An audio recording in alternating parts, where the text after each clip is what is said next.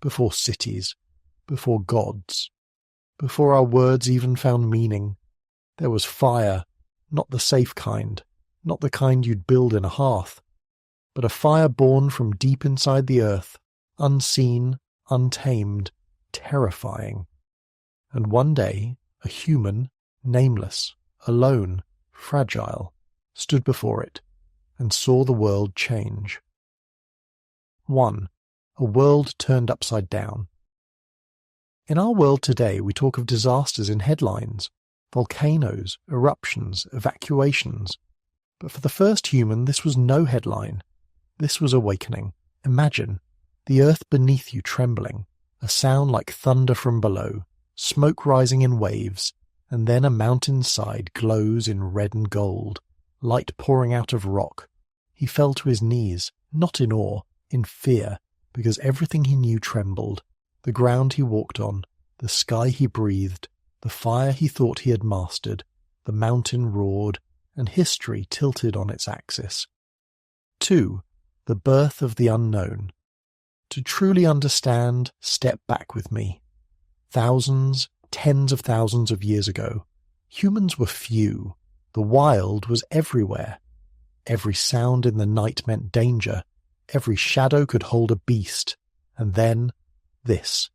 Not a beast, not a wild animal, but something older, something other. The mountain cracked open.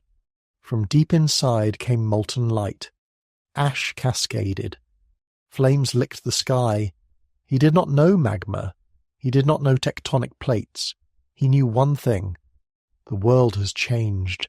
That moment, the first human looking at a volcano, was the moment the earth declared itself alive in a new way. 3. When myth took its first breath. He returned to his tribe. His hands shook. His voice broke. Mountain. It burns, he whispered. Fire. From inside. They looked at him. Some laughed. Some stepped back. Some watched in silence. Then, the ground shook again. Smoke filled the air. Animals scattered. Birds fell silent. And they believed. They crafted stories. The mountain is angry. The fire-breathing beast in the rock. The crave of the earth. Soon the first myth was born.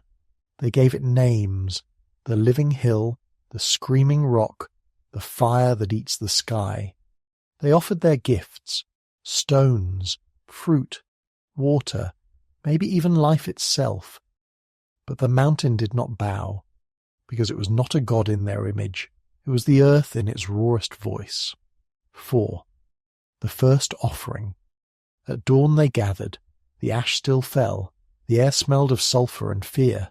They brought something alive, a young animal, trembling. The man who first saw the volcano stood closest, his eyes fixed on the glowing crater. He whispered words he did not understand, then threw the creature into the red maw. The fire swallowed it, and for a moment silence reigned. They thought the sacrifice had calmed the mountain. They were wrong. 5. Fire that forged fate. Then the eruption, not just a plume of smoke, not just a river of lava, but a cataclysm. The mountain exploded. Ash blanketed the world. Rivers of molten rock roared. Men, women, children ran. No refuge. He watched. Tears turned to steam on his cheeks, his hearing filled with the sound of the earth ripping. And he understood. The mountain does not hate. It does not love. It simply is. Unforgiving, indifferent, powerful. And in that moment humanity learned its place. 6. The gift of ash. Silence followed. Blackened sky, charred ground, empty air. And then life returned. Green pushed through grey. Water tiptoed back. Animals crept in. Where once was terror, now was fertility. Ash became soil. Death became seedbed. The tribe returned. They planted, they learned, and realized. Nature does not punish. It transforms. 7. From witness to watcher. The man aged. His hair greyed. His body bowed. But his mind sharpened. He taught the children to listen to the mountain. When the birds flew away, when the smell turned sour, when the ground hummed, he said, "See the fire inside the rock, see that the mountain speaks in tremors." He had become the first observer, the first one to see and learn. 8. Naming the unnameable.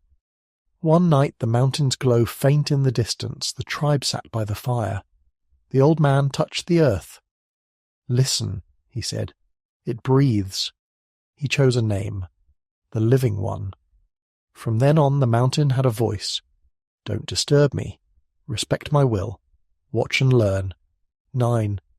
Between death and life generations marched on. They built huts nearer the slopes. They planted where the ash had fallen. They realized the irony.